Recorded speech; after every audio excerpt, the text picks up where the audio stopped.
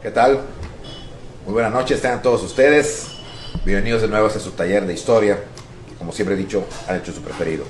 Saludos a todos aquellos que han escrito, les agradezco muchísimo todos los comentarios que tienen ustedes de Estados Unidos, de Houston, de Los Ángeles, de Boston inclusive, de México, de Mérida desde luego. Y qué bueno que les está gustando este tema tan interesante de Santana, que hoy vamos a ver precisamente la guerra de Texas. Y antes que nada, pues les deseo que hayan pasado muy buen día de Reyes, que hayan comido su rosca. Recuerden que si les salió el muñequito, pues hay que hacer alguna fiesta en privado, con la sana distancia, porque pues empezamos este nuevo año, ¿okay? Y ojalá pues que esto vaya bajando, sobre todo en diferentes lugares, ¿no? En el caso de Mérida, pues como ustedes ven, estamos como estancados y tenemos que pues poner más de nuestra parte en ese sentido, y los demás lugares en donde nos ven, pues ojalá que igual, ¿okay? Todos somos un todo, ¿no? Que tenemos que poner de nuestra parte de alguna manera para que esta pandemia, que ya va para un año, de hecho estamos hablando de un mes más, se va a cumplir un año, pues vaya bajando, y que el 2021 realmente no sea la repetición del 2020. Muy bien, pues bienvenidos, y vamos a continuar entonces con el tema que hoy entraremos a la guerra de Texas, la famosísima guerra de Texas. Bien, la semana pasada, como recordarán, nos quedamos en el momento en que Santana hacía un cambio o un giro en la política y en las instituciones jurídico-políticas mexicanas. Cambiaba el sistema federal por un sistema central. Su Congreso, totalmente de acuerdo con él, encabezado además por su gran amigo don Lucas Alamán, dar un giro. Pero para dar un giro había que cambiar la Constitución, puesto que la Constitución era una Constitución federalista. Y entonces se va a redactar una nueva Constitución. En la historia de primaria, de secundaria, hasta de prepa, por general nos enseñan que México tuvo 3 constituciones. Y las 3 de corte federalista: la del 24, la del 57 del siglo antepasado y la del 17 del siglo pasado, que hasta hoy nos rige. Pero se olvidan, yo no sé si por ignorancia o por mala fe, de 2 constituciones que tuvieron vigencia en su momento, tan vigentes como la del 24 y la del 57. Esas 2 constituciones fueron la de 1836 y la de 1843. La de 1836 se le conoce como la Constitución de las 7 leyes, y la de 1843 como la de las bases orgánicas. ¿Por qué se olvidan esas constituciones? Repito, no sé si por ignorancia o por mala fe, pero tienen algo en común: fueron constituciones centralistas. Y la Constitución centralista pues convertía a México en un país centralista, es decir, donde había un presidente, pero el presidente nombraba a los gobernadores. O sea, el presidente era electo, era como una especie de híbrido entre una monarquía, ¿okay?, y una república, pero donde el presidente nombraba a todos, inclusive a los gobernadores. Algo muy común que para los que me ven ya un poquito mayores se acordarán que durante gran parte del siglo XX, los años 80, 70, 60, así era. Se decía que México era federalista, pero en verdad no lo era. Era centralista, pero el presidente hacía y deshacía. Y el gobernador solamente decía amén, como ojalá que no estemos yendo a eso otra vez. Pero en fin, entonces Santana da ese giro donde convierte a México en una república central. Es decir, el presidente es el todo, es una especie de rey durante un tiempo determinado. Era la diferencia con el imperio y la monarquía. Ya él nombraba y quitaba gobernadores, y él así deshacía. Este fue el pretexto que buscaba el grupo poiseitista en Texas.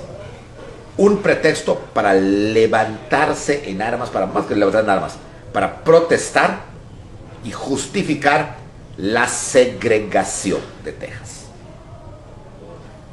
Y apenas se publicó la nueva Constitución Centralista de 1836, conocida como las 7 leyes, porque tiene 7 apartados, se reúnen en San Antonio los principales miembros de las comunidades tejanas. Encabezaba esta reunión nada menos y nada más que don Lorenzo de Zavala, quien era el alma de esto, un hombre inteligentísimo, un hombre sumamente inteligente, culto, que había ya hecho un libro llamado Ensayo Histórico de las Revoluciones de México, y también Perón había hecho otro que se llamaba Mi Viaje por los Estados Unidos, en donde se había convertido en un fanático del proamericanismo. Había nacido en Yucatán, pero la vida lo había llevado por diferentes lugares, inclusive había estado en España, había estado en Francia, había estado en Estados Unidos, que se enamoró de Estados Unidos, y fue uno de los primeros masones conocidos en la historia de México y evidentemente de Yucatán. Entonces, él era el alma de esto. Él daba su vida por la independencia de Texas.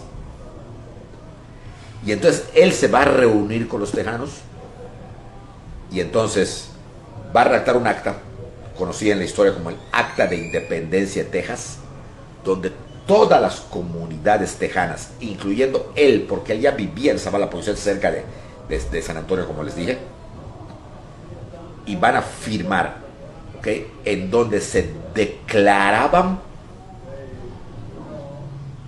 una república independiente de México, y se nombraba un presidente que era el señor David Burnett, y él, Zavala, se convertía en el vicepresidente de Texas. O sea, que don Lorenzo Zavala fue el primer vicepresidente de Texas como nación independiente. Texas nace como un país independiente, no nace para inmediatamente pasarse a Estados Unidos. No, eso vino después, lo vamos a ver, pero no inmediatamente. Va a nacer como una república independiente. La bandera de la estrella solitaria, así le van a decir. Se firma el acta de independencia y en base a esa firma, Texas se convierte en la República de Texas. Presidente Burnett, vicepresidente Lorenzo de Zavala. Esto no podía pasar inadvertido, puesto que se independizaba precisamente de México. Santana estaba como presidente. Cuando le llega la noticia. ¿Cómo? ¿Qué le pasa a esos tejanos? ¿Qué le pasa a esos locos? Y entonces Santana dice, detrás de ellos está la garra de Estados Unidos. Porque ya vi que una de las firmas es de la de Lorenzo Zavala. Y Zavala y Santana eran enemigos, enemigos acérrimos.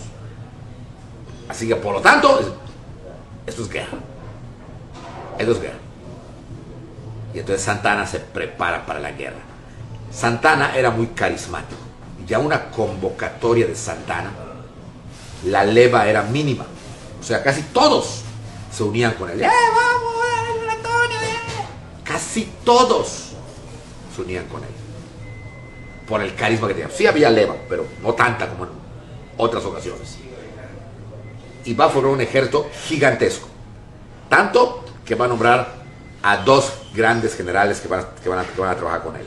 Al general Vicente Filisola y al general José Urrea. Y Santana. La idea de Santana era, como eran como 10,000, eran bastantes, era irse a Texas. Texas no tenía un gran ejército, porque además Jackson, Estados Unidos, estaba cuidando mucho. Sí mandaba gente no uniformada y armas, pero se cuidaba muchísimo, muchísimo de que no lo asociaran con el movimiento tejano con Estados Unidos. Entonces no quería una guerra con México. Ubiquémonos, 1836. Todavía Estados Unidos no tiene un poderoso ejército. West Point todavía está preparando a los aguiluchos, a esas pequeñas águilas que van a levantar el vuelo luego. Todavía no habían salido de West Point para hacer un laboratorio para que puedan vencer, por ejemplo, a algún enemigo. Ese laboratorio pues, va a ser México, pero todavía 10 años después, no ahora. Entonces, mandaba soldados, pero con cierta prudencia. Confiaba en que la fortaleza y la idea de independencia tejana fuera lo suficientemente fuerte para derrotar al ejército de Santa Anna. Hay que reconocer aquí que no todos los tejanos estaban de acuerdo con lo que estaba pasando. El grupo de Austin fue un grupo que se mantuvo casi al 100% leal a México, porque lo veía con agradecimiento. Por eso lo van a eliminar. Y por eso en la guerra Austin no va a aparecer para nada. Va a ser Houston y Zavala. Austin va a quedar fuera, y lo único que le van a dar a Austin al final de cuentas es que le van a poner su nombre a la capital de Texas, nada más. O para que no digan que se nos volteó. Austin era mucho más amigo de los mexicanos que el propio Zavala. Pero continuamos con esta historia. Una vez formado una especie como de 10,000 soldados, y lo cual era una cantidad enorme para esa época, que quise de dónde les iba a pagar Santa Anna, porque iban a haber, evidentemente, presos forzosos y un montón más, se van a preparar para ir a Texas a combatir a Texas, a los tejanos revoltosos, para someterlos. Pero desde aquí empiezan las cuestiones. Es una guerra muy criticada por la actitud que Santa Anna va a demostrar.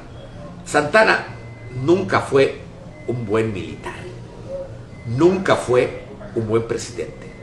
Santa Anna, ¿qué tenía? Un carisma, y vamos a suponer buenas intenciones, pero nada más. Pero de buenas intenciones está hecho el camino al infierno. Santa Anna no era el hombre del momento. Como militar era un mediocre. No había nunca hecho ninguna batalla importante. Prueba de ello es que a pesar que él lanzó el plan de Casamata contra Iturbide, Santa Anna no figuró los primeros 10 años de la vida independiente de México. O sea, no era un personaje de gran política, carismático sí, y conocedor de los sentimientos de la gente para poderlos manipular. Si ustedes quieren llamarle manipulador. Pero no era un guerrero, no era un militar. Bueno, el militar tenía su título, pero no era un militar bueno, a eso me refiero. Entonces Santa Anna se enterca en que todo el mundo se vaya por tierra para llegar a Texas, lo cual protestan Filisola y Urrea. Dice, señor, en primer lugar, por tierra no sabemos exactamente dónde está Texas, porque no tenemos mapas actualizados. En segundo lugar, aún sabiéndolo, Texas sabemos que está al norte, está lejísimos yendo caminando.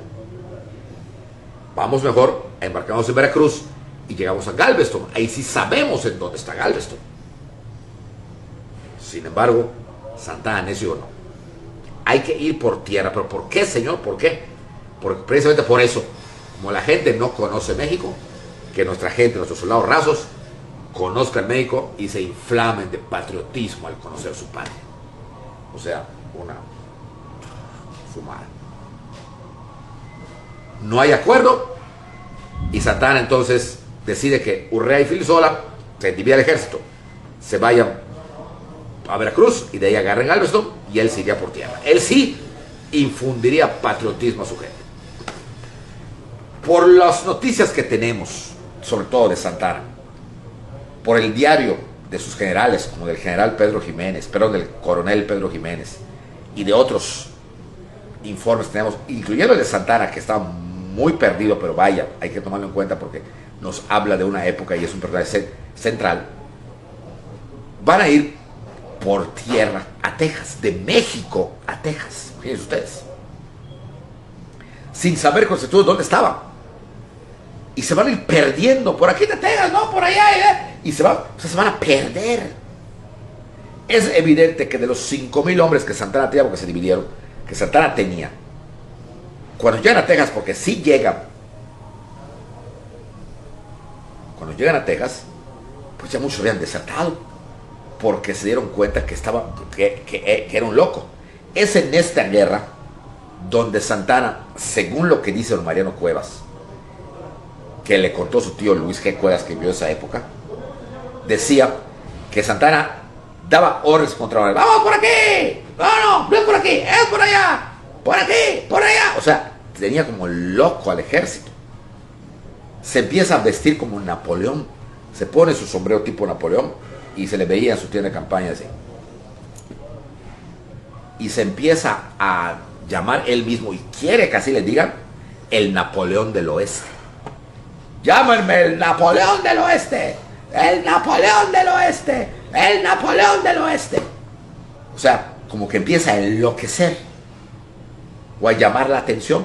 Entonces mucha gente empieza a desertar. El hecho es que después de meses de andar perdidos allá, entre San Luis Potosí, Tamaulipas, buscando dónde entrar a Texas, y por ejemplo, se encuentran con el río Bravo y siguen por allá, por fin llegan a Texas. Por fin. Pero ya era la mitad de los soldados. La mayoría o se había muerto en el desierto, o la mayoría había desertado. Porque estaban dándose cuenta de que el tipo estaba fumada a la verde. O sea, de plano, o sea, y se sentía Napoleón y andaba como Napoleón y muy así, pues, Napoleón. O sea, entonces, no podía ser posible que un hombre los dirigiera así. Pero llegan. El problema es que llegan muchos meses después, cuando ya habían llegado ahí y ya habían hecho 4 batallas, Filisola y Urrea. Y habían hecho comer polvo a las tropas mal organizadas de Houston y Zavala. Y habían logrado desalojar Béjar, Galveston y otros lugares importantes, inclusive San Antonio. Entonces, cuando Santa Anna llega a Territorio Tejano, se entera que ya no había gran cosa que hacer, que Urrea y Filisola habían hecho la chamba y que el grupo fuerte de militares que encabezaba Houston, estaba de retirada, pero no sabían dónde, pero estaba de retirada. Y entonces Santa Anna, con esa soberbia, prepotencia que se sentía, con esa idea de que se decía que era el Napoleón del Oeste y que se sentía así lo máximo, Santa Anna se llena de envidia. Eso sí es verdad. Se llena de envidia al ver que Urrea y Filisola se estaban llevando los laureles. Para esa época no había nada más envidioso que un subalterno le llevara la delantera al general en jefe, y sobre todo, si el general en jefe, además, el presidente de México. Entonces Santa Anna le empieza a cornover, porque entonces él, por estar vacilado su punto, buscando por dónde llegar para que todos se inflamen de patriotismo, llegó tarde. Y Urrea y Filisola ya estaban allá. Y victoriosos. Mientras que Houston, con las tropas bisoñas y Zavala, estaban de retirada.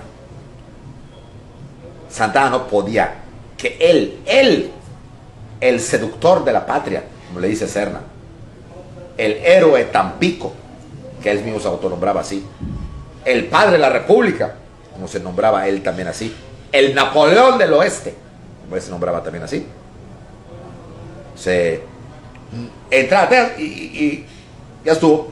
Sus subalternos lo habían hecho todo y él no había hecho nada. Tenía que buscar una batalla, así sea un tejano para colgarlo y luego inventar que no era uno, que eran 1,000,000 y que él había vencido. Y entonces Santa Anna, como loco, un sabueso, empieza a buscar una comunidad tejana para romperse el alma. Y aquí viene algo que hasta hoy ha servido como propaganda antimexicana en Texas. Hasta hoy. Santa Anna se topa con el Álamo. Remember the Álamo. Muy cerca de San Antonio. ¿Qué era el Álamo? Era una misión franciscana abandonada. el edificio estaba bastante completo, y hay un grupo de civiles tejanos que ni querían la guerra, y probablemente,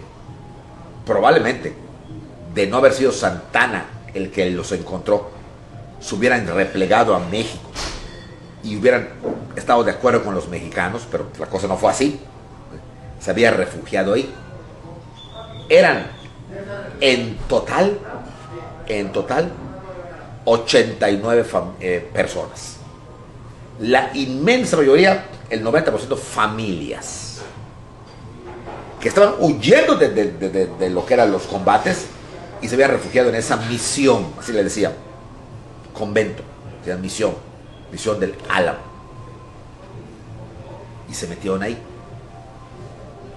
Entre ellos había un famoso aventurero norteamericano que tenía mucha fama y que de casualidad estaba allá, el famoso David Crockett, aquel que tenía su gorra de castor, si lo han visto ustedes, del cual en los años 60 se hizo una serie, no sé, los más antiguos todavía se acuerdan de aquel programa, llamado Daniel Boone, que está basado en él, en David Crockett.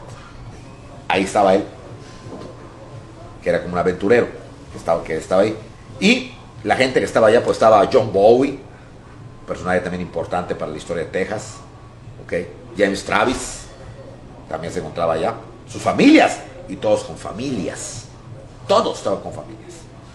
O sea, ellos no querían la guerra, estaban huyendo de ella y se refugiaron ahí, pero les dio la malísima suerte y ¡boom!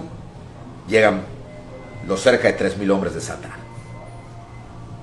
Y cuando Santana sabe que están allá, era lo que buscaba.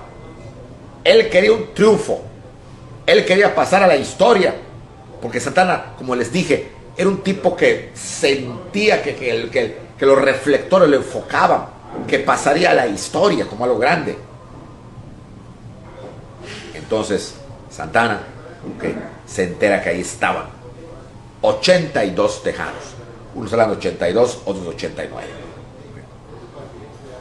que se encontraban ahí, refugiados. Y entonces Santana ordena sitiar el fuerte. Cuando ven adentro del fuerte que estaban rodeando como para atacar, rápidamente se reúnen ellos allá dentro del fuerte y nombran a Travis para que vaya a parlamentar. Y Travis, entonces, con bandera blanca, sale del fuerte del Álamo. Y en la tienda de campaña se entrevista con Santana. Hay un traductor ahí, pero Santana estaba ensoberbecido.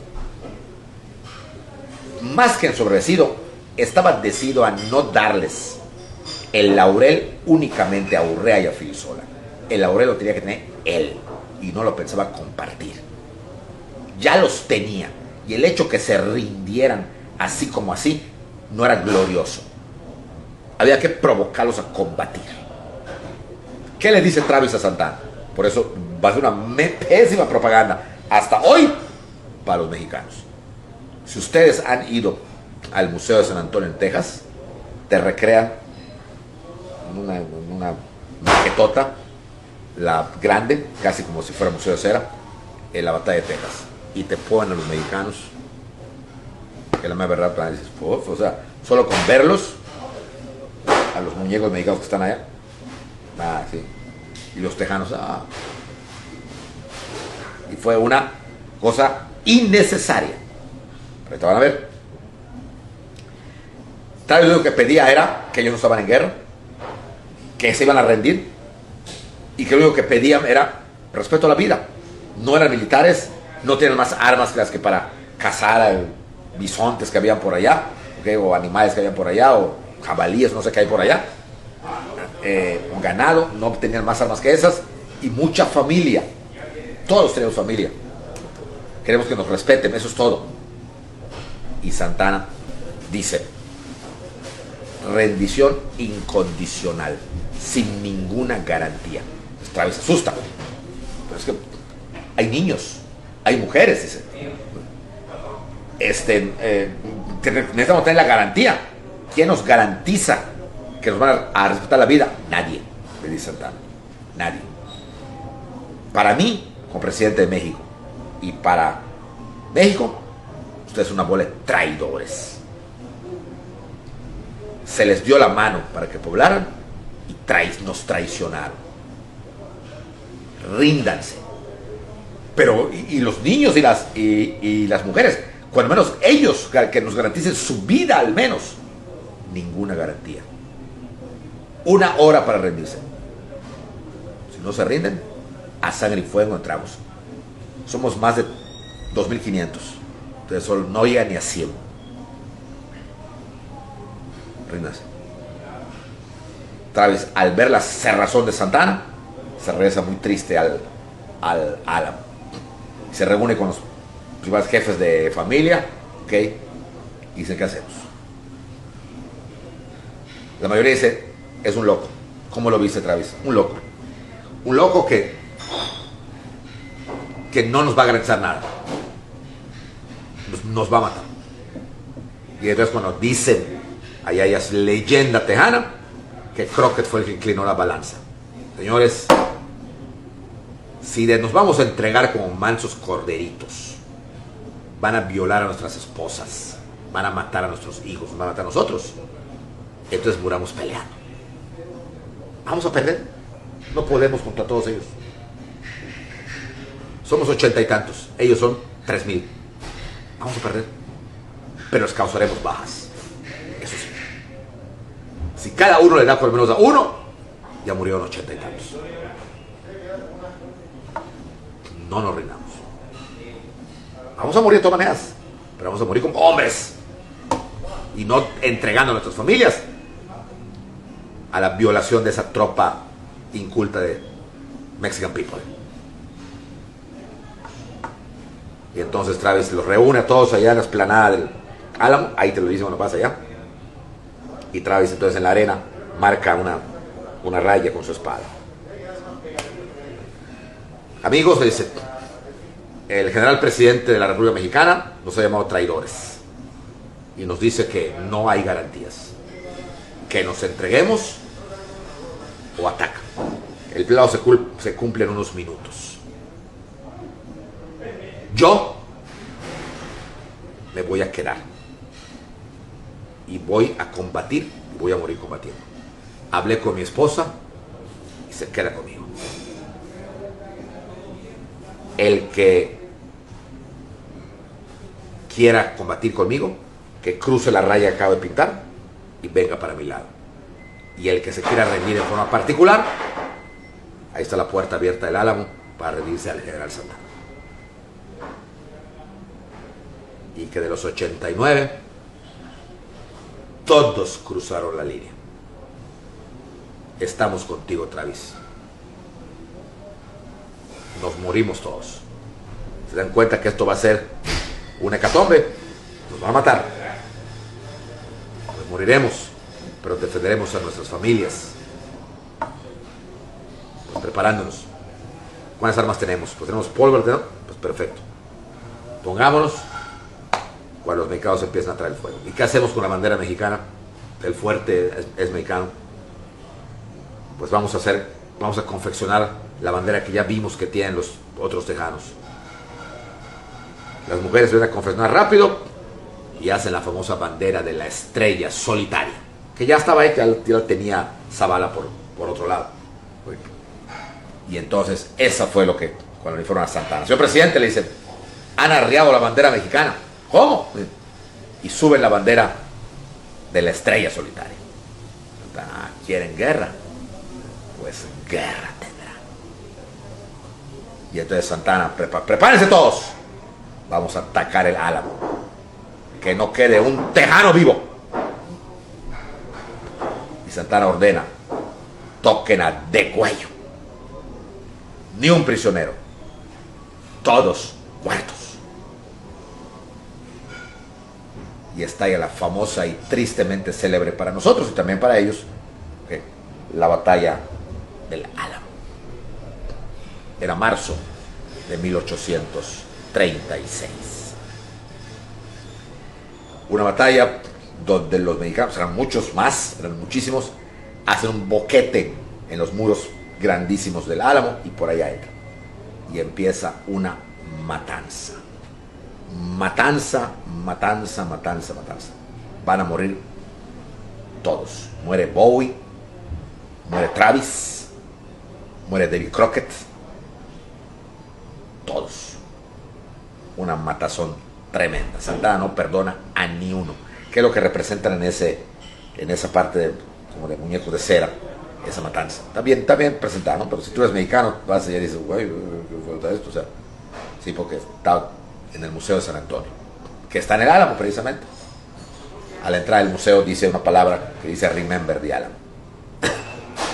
Entonces, matan a todos, pero una mujer se salvó. En el relajo de la matanza, ¡ya! Una tejana logra huir y agarrar del desierto. Corre a donde sea. Era la señora Dixon, Mrs. Dixon, la que se salvó. Y logra llegar, con buena suerte, a donde estaban acampadas las tropas ya en retirada de Houston y Zavala. Y fue gracias a ella que pudo contar lo que ocurrió, que se sabe con detalle lo que pasó adentro del Álamo. Y después de que lo contó llorando, cómo había visto morir a su marido, sus hijos, y cómo habían muerto todos, después de haber visto todo esto, todos los que lo oyeron, la gente que lo oyó, empezaron por Houston, con la cara llena de odio, se voltea y le dice a sus soldados, Remember the Álamo. Y los soldados contestan, Remember the Álamo. Va a ser el grito de batalla de los tejanos a partir de este momento. Remember the Álamo. Remember the Álamo. Remember the Álamo. Después de la batalla, el Álamo queda en posesión de Santana. Santana se siente triunfador, pero precisamente el estímulo de una victoria absurda, porque era una especie de 100-1 el combate. Digo, si los derrotaban es que de plano, bueno, definitivamente que mal se iban a ver. Pero fue una victoria terrible. Santana estimulado, quiere seguir. Ahora quiero capturar a Houston y a Zavala. Antes los capturen ellos, porque sabía, ya le habían informado por cartas que Urrea y Filisola estaban persiguiendo a Houston y a Zavala.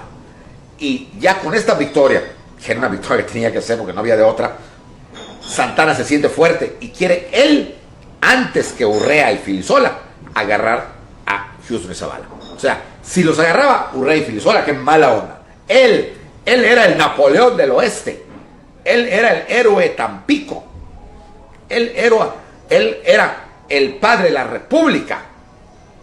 El que había jurado la ruina de los tiranos. Él, don Antonio de Padua, López de Santana. Él, no ellos, no José Urrea, no Vicente Filisola. Ellos eran secundones. Él tenía que había que ganar la carrera en la persecución. Había que ganar esa carrera. Entonces entra más a Texas para perseguir a Urrea y a Filisola. Perdón. Entonces,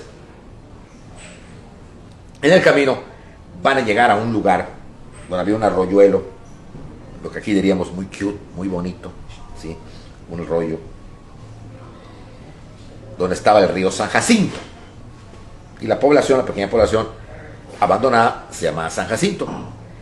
Y como era la hora del rancho, en lenguaje militar, rancho es almuerzo, comida, Santana decide acampar ahí para tomar el rancho y luego seguir. Además, el estaba muy bonito, estaba como, bueno, ustedes no lo ven, pero yo aquí veo lo que es el lago del country, muy bonito. O sea, pues así lo habrán visto ellos y les gustó a los soldados. Sentaron, se repartió el rancho, pues habían saqueado varios lugares, habían tenido varios alimentos, se pueden comer, había comida.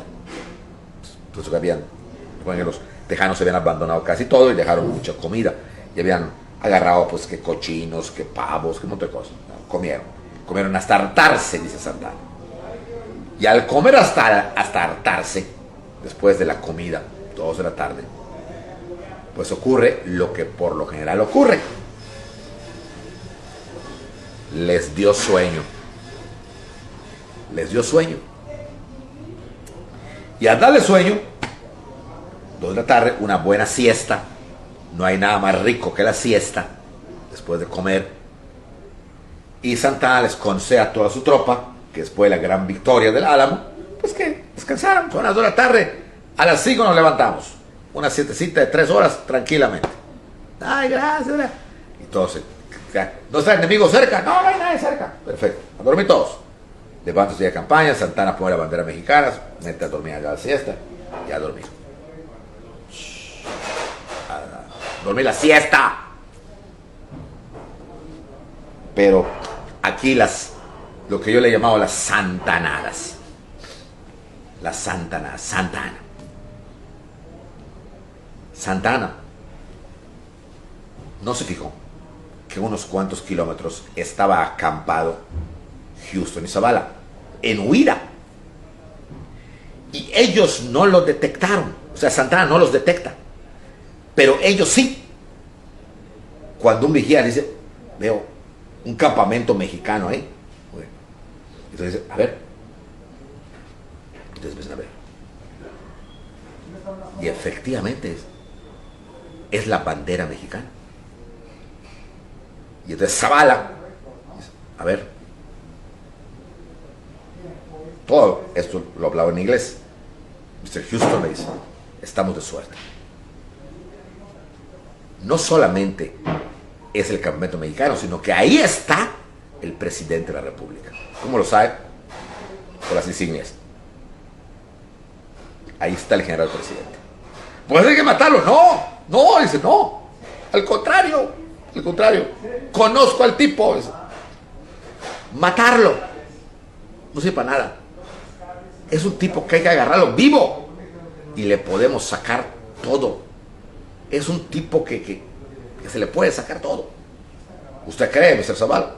Claro que lo creo. Pero sí está rodeado de los soldados, pero están durmiendo. Qué raro, dice Houston, todos dormidos. Es la siesta. Una costumbre muy española, es la siesta. Pero podemos atacar ahorita con calma, nadie se va a dar cuenta, y dé la orden que en esa tienda donde está la bandera mexicana y el símbolo del presidente, está el presidente México, que no lo vayan a matar, que lo capturen. Si lo agarramos preso, se acaba todo esto. ¿Está bien? Y entonces, en plena luz del día, todos ellos durmiendo, entran los tejanos y así tranquilamente les van con su bayoneta, sin hacer hasta que alguien se despierta. ¡Ah, los tejanos! Y se arma la remolca. No estaban preparados, estaban todos despertados de la siesta. Además estaban, la mayoría se había quitado la ropa o el uniforme, las armas de un lado, totalmente desprevenidos. O sea, una cosa estúpida. Se arma el relajo. ¿Dónde está el presidente? ¡Salva al presidente! Y cuando tratan de entrar para salvar al presidente y protegerlo, Santana ya no estaba.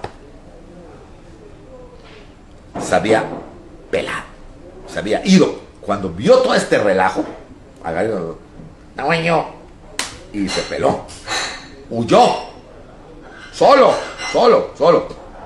Según nos explica el padre Cuevas, y Santana, aunque no lo dice así, pero lo da a entender en sus memorias, en el camino, para que no lo agarraran, puesto que él, si lo agarraban, era México, se va quitando el uniforme. Se va quitando el uniforme. Se topa con un arriero, quien le da el uso uniforme, y se pone las ropas de arriero. Y Santana corre.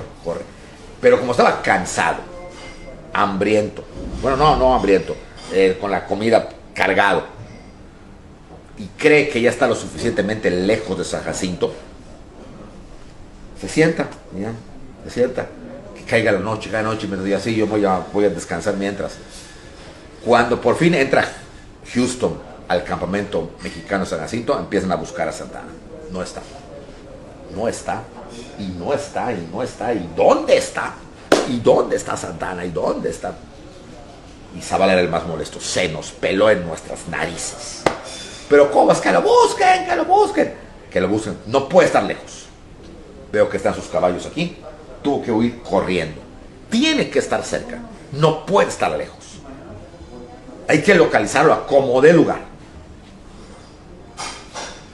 Eso sí, señor Houston, le dice a Zavala, detenga a todo el mundo.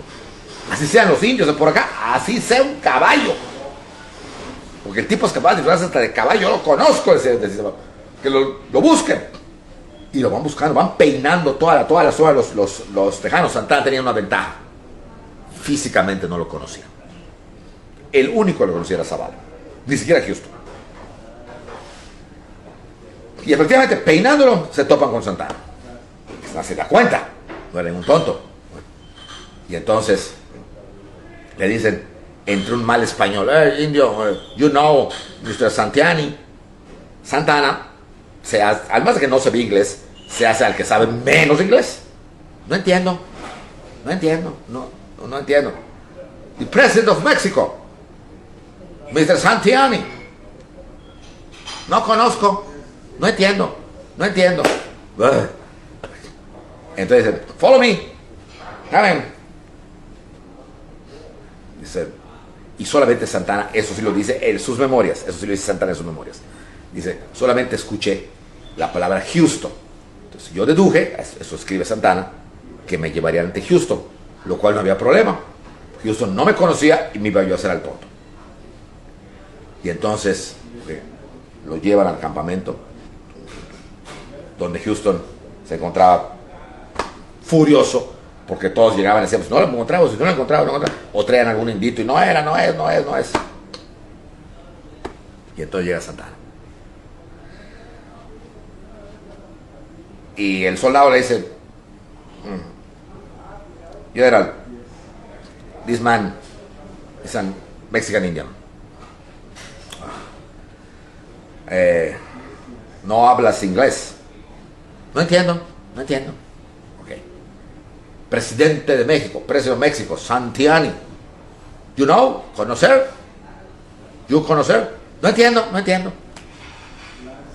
Presidente de México, Santiani. No entiendo. No es. Llévatelo, no tiene caso.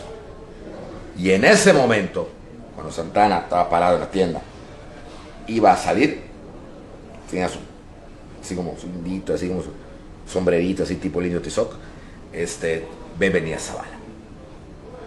Esto lo cuenta Santana.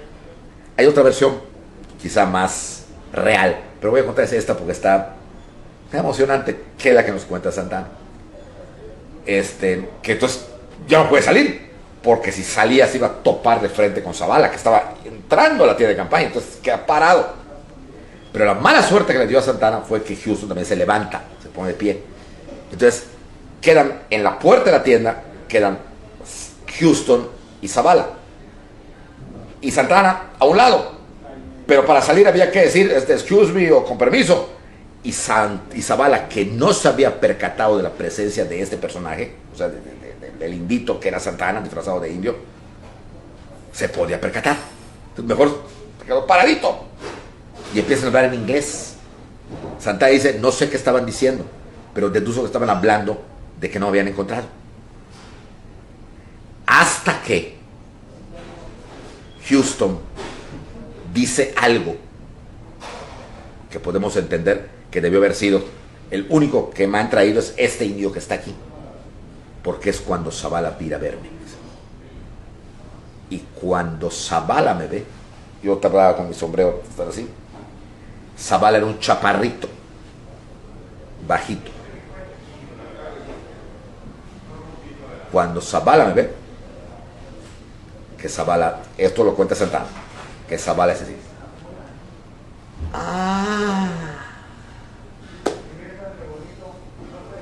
Y Houston queda como que intrigado, o sea, ¿qué pasa?